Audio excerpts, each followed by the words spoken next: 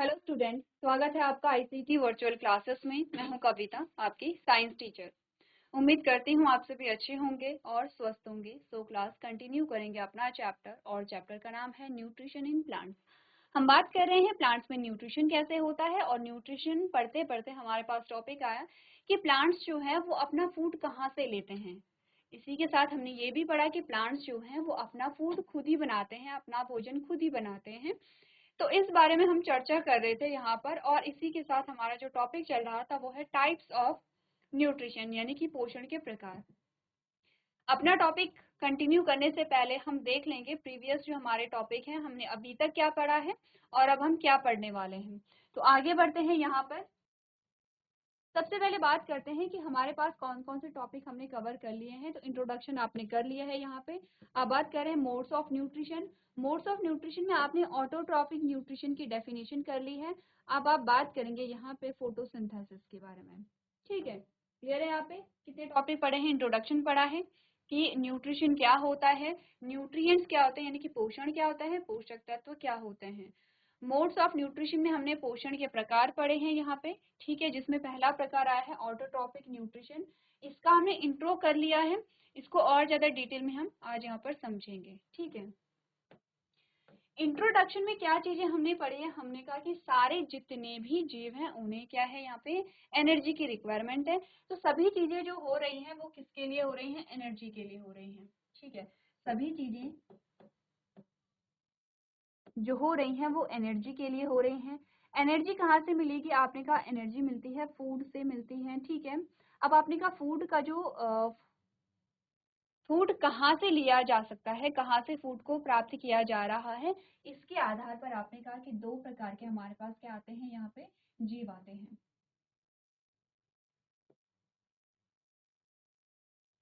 ठीक है, एक तो हमने कहा वो हैं जो अपना भोजन खुद से बना रहे हैं, जिन्हें हमने ऑटोट्रॉफ कहा था या स्वपोषी कहा था। एक वो है जो अपना भोजन किसी दूसरे जीव से ले रहे हैं, तो उसे हमने क्या कहा था? हेटेरोट्रॉफ कहा था, जिन्हें हम परपोषी कहते हैं। ठीक है, क्लियर है इतनी बातें? अब देखिए, हमने कहा कि यहाँ पर क्या है, जब चाहे हम स्वपोषी है, चाहे हम परपोषी हैं, चाहे हम प्लांट्स की बात कर रहे हैं, चाहे हम एनिमल्स की बात कर रहे हैं, चाहे हम माइक्रोब्स की बात कर रहे हैं, सभी इनटेक कर रहे हैं फूड को, सभी भोजन को ग्रहण कर रहे हैं, सभी को एनर्जी मिली, और इस एनर्जी का यूज सभी कर रहे हैं अपने ग्रोथ एंड डेवलपमेंट में।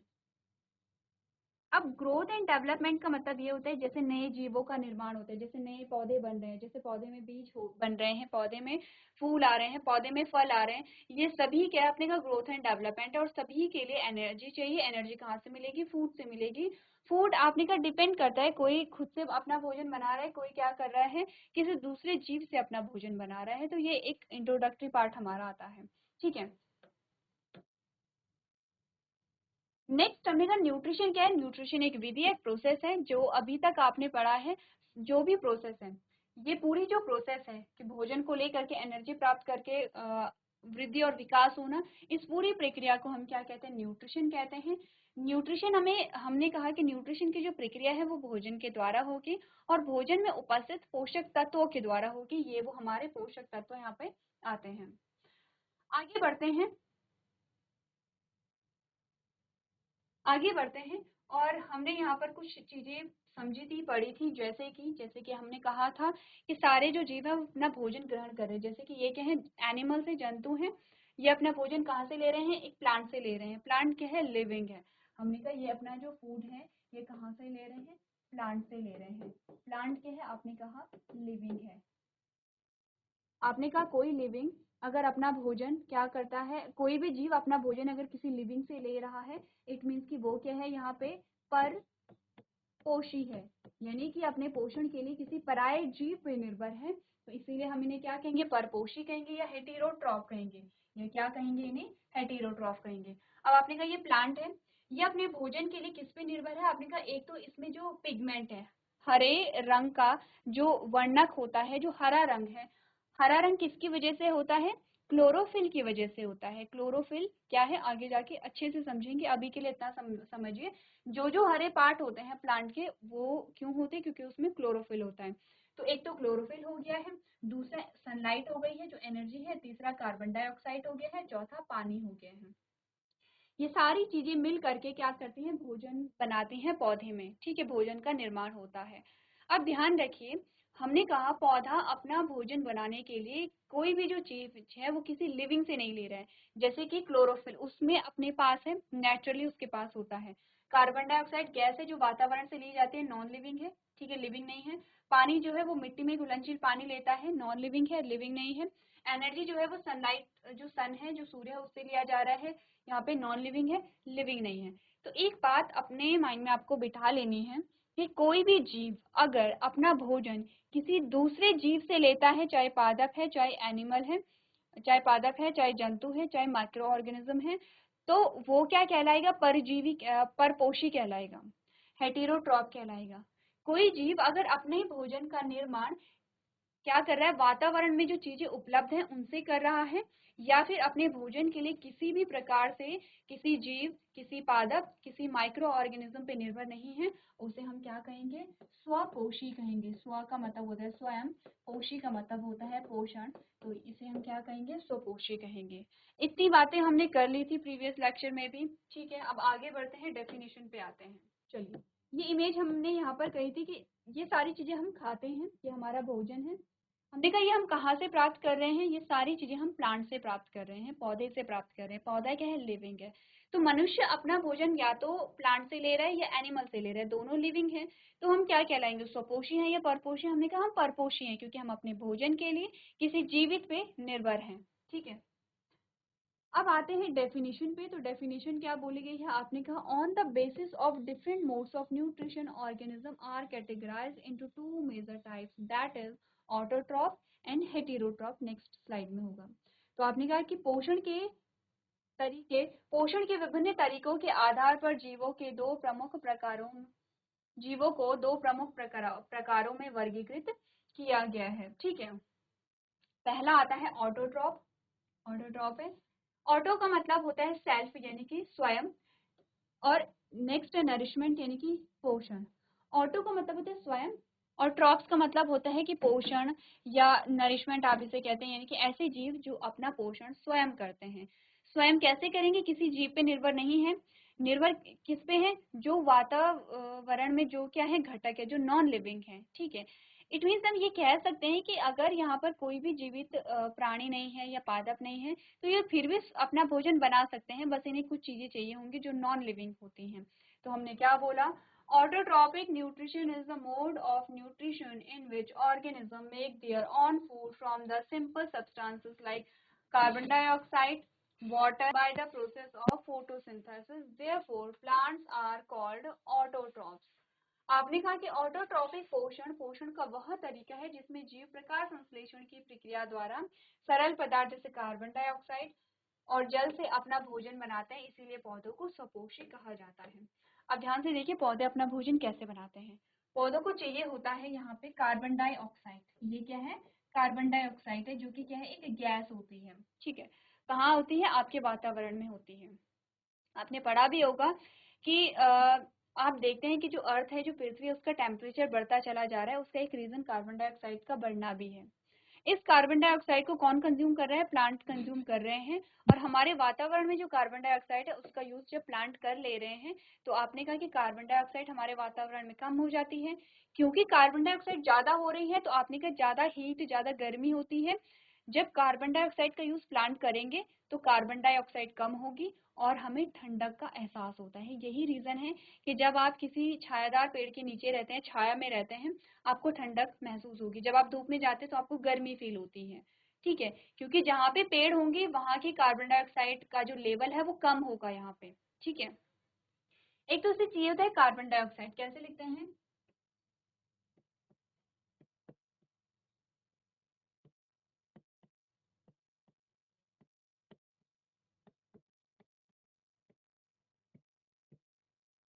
Carbon dioxide. दूसरा इसे चाहिए होता है पानी, H2O। ये है लिक्विड, ठीक है। G4 गैस, L4 लिक्विड, तरल होता है, क्या है ये पानी है, पानी को हम ऐसे ही लिखते हैं H2O, ठीक है, ये है जल, प्लस सनलाइट,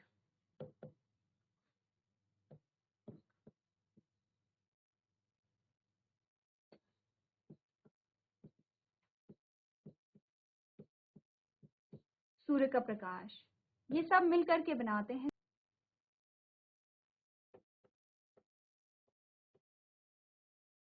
वो है क्लोरोफिल या हरित लवक, यानी कि फूड, या हम कहेंगे भोजन।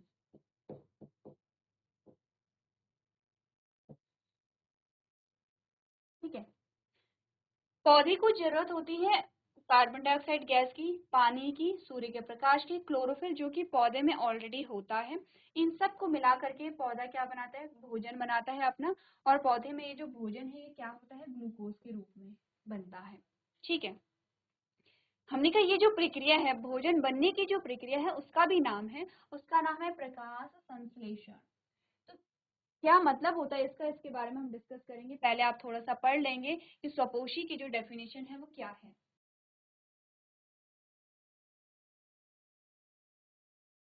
चलिए, ये तो डेफिनेशन हुई हमारे पास ऑटोट्रॉप की। तो नेक्स्ट हमारे पास जो टाइप आता है वो यहाँ पे क्या है, हेटेरोट्रॉप है। ठीक है, पहले हेटेरोट्रॉप की डेफिनेशन हम पढ़ लेते हैं, उसके बाद हम ऑटोट्रॉप को और अच्छे से समझेंगे। तो हमने कहा हेटेरोट्रॉप्स क्या होते हैं, हेटेरो का मतलब होता है अदर, यानी कि विषम, यानी कि अन्य या कोई दूसरा या कोई पराया। ठीक है, और ट्रॉप्स का मतलब आप समझते हैं पोषण। ठीक है, यानी कि वो जीव जो अपने पोषण के लिए किसी दूसरे जीव पर निर्भर है। फोकस आपको क्या करना है, जब कोई एक जीव, नीचे लिखते हैं पूरी डेफिनेशन साथ आ जाएगी।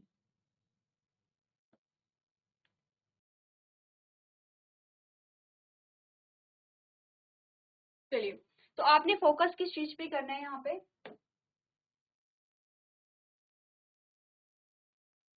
हमने कहा कि जब कोई एक जीव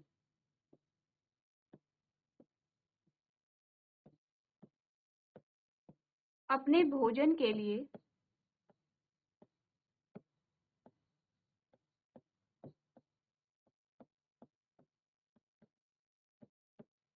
किसी दूसरे जीव पे निर्भर रहता है, किसी दूसरे जीव पर, अब जीव कोई भी हो सकता है, वो कोई पादप हो सकता है, वो कोई जंतु हो सकता है। ठीक है, एक जीव अपने भोजन के लिए किसी दूसरे जीव, अब जीव में आपने कहा माइक्रो ऑर्गेनिज्म भी हो सकते हैं। ठीक है, किसी दूसरे जीव पर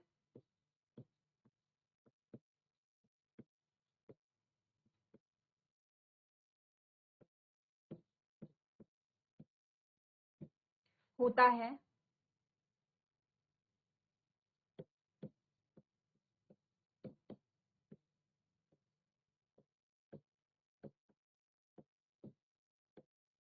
कहलाता है। ठीक है, अब हमने क्या कहाँ फोकस किया है कि एक जीव अपने भोजन के लिए किसी दूसरे जीव पे निर्भर है, और वो पादप है और वो जंतु है। तो अगर हम अपनी बात करें या किसी दूसरे एनिमल की बात करें, आप हिरन को ले लीजिए। ठीक है, जैसे कुछ एग्जांपल हमारे पास आते हैं, आपने कहा ये एक एनिमल है। ठीक है, एनिमल है, ये बैक्टीरिया है, ये फंगस है। ठीक है, फंगस जो होते हैं वो कवक होते हैं।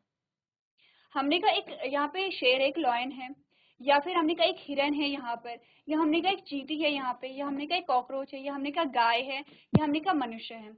अब देखिए ये किसी न किसी रूप से किसी जीव पे निर्भर है, या तो प्लांट पे निर्भर है, जैसे हमने गाय कहा। तो हमने कहा गाय भी परपोषी होगी, क्यों, क्योंकि गाय क्या खाती है, घास खाती है। घास क्या है आपके पास यहाँ पे, घास है पादप। ठीक है, पादप क्या है, हमने कहा लिविंग है। आपने कहा अगर हम बात करें कि यहाँ पे जो शेर है, ठीक है, या जो बाघ है, वो क्या खाते हैं, किसी दूसरे एनिमल को खाते हैं, तो वो भी क्या है, किसी जीव पे निर्भर होते हैं। आपने कहा जो बैक्टीरिया होते हैं, ये भी क्या है, अपने पोषण के लिए किसी दूसरे पे निर्भर है, किसी दूसरे माइक्रो पे निर्भर होते हैं।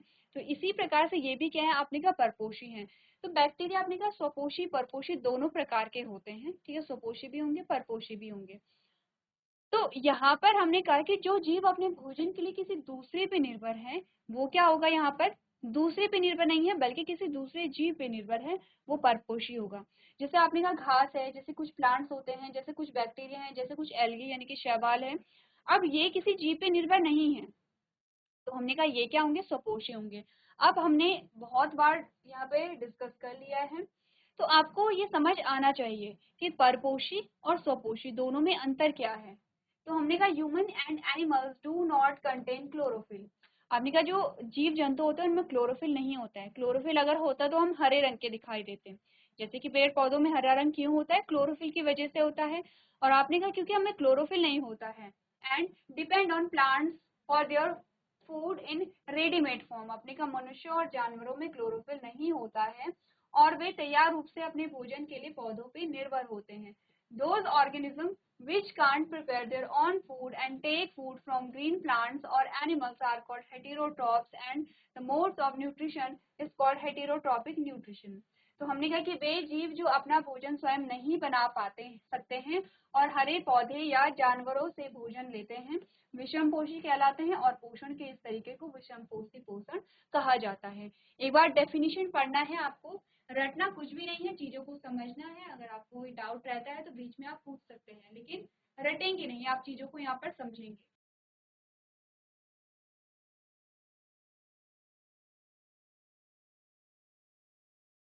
चलिए, तो आपने यहाँ पे पढ़ लिया होगा।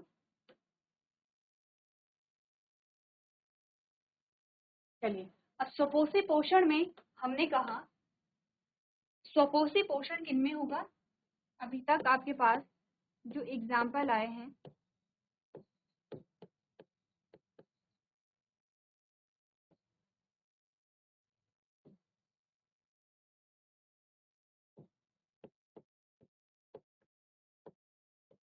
वो हैं हरे पेड़ पौधे। हरे पेड़ पौधे, ठीक है। हरे पेड़ पौधे, क्योंकि इनमें क्या है, आपने कहा कि एक तो इनमें हरित लवक है। हरित लवक क्या हुआ, क्लोरोफिल को ही हरित लवक कहते हैं।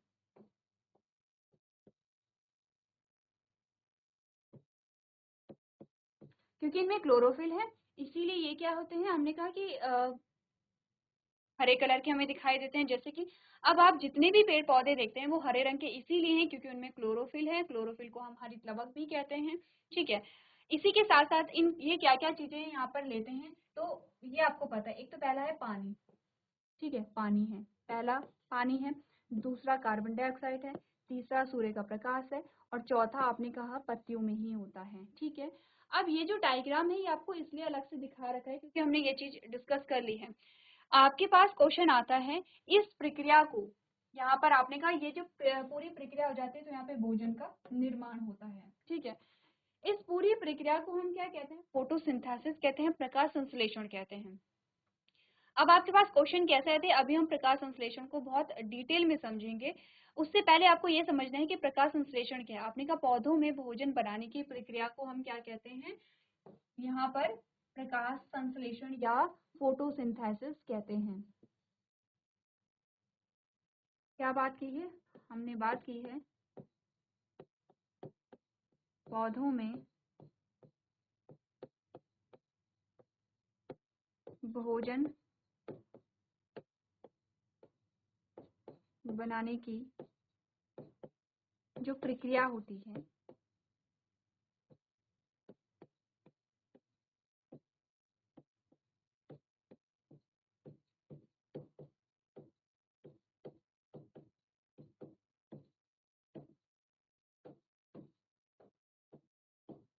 प्रकाश संश्लेषण कहते हैं, ठीक है। अब हमें इतना तो पता है कि ठीक है प्रकाश संश्लेषण में भोजन बन रहा है, किन किन चीजों से बन रहा है, ये चार चीजें हमने यहाँ पे डिस्कस कर ली हैं। लेकिन प्रकाश संश्लेषण होता कहाँ पर है, साइट ऑफ फोटोसिंथेसिस। प्रकाश संश्लेषण को ही हम क्या कहते हैं, यहाँ पे फोटोसिंथेसिस कहते हैं, ठीक है। क्या कहेंगे, फोटोसिंथेसिस।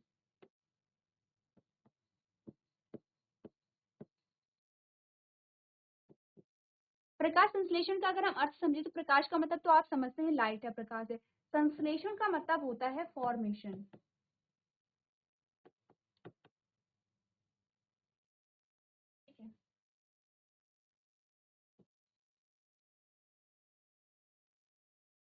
प्रकाश का मतलब तो आप समझते हैं लाइट है, ठीक है। और लाइट लिख लेती हूँ, कौन सी लाइट? सनलाइट। संश्लेषण का मतलब होता है फॉर्मेशन। यह अगर हम यहाँ पर भी देखें तो फोटो का मतलब भी अगेन क्या होता है? लाइट होता है। सिंथेसिस का मतलब होता है फॉर्मेशन। फॉर्मेशन को क्या कहते हैं? हम निर्माण कहते हैं। आपने कहा लाइट की उपस्थिति में यहाँ पर जो निर्माण होता है भोजन का, उसी को हम प्रकाश संश्लेषण कहते हैं। और जिनमें प्रकाश संश्लेषण होता है उसे हम प्रकाश संश्लेषक कहते हैं। तो एक तो टर्म हो गया प्रकाश संश्लेषण और एक टर्म हो गया है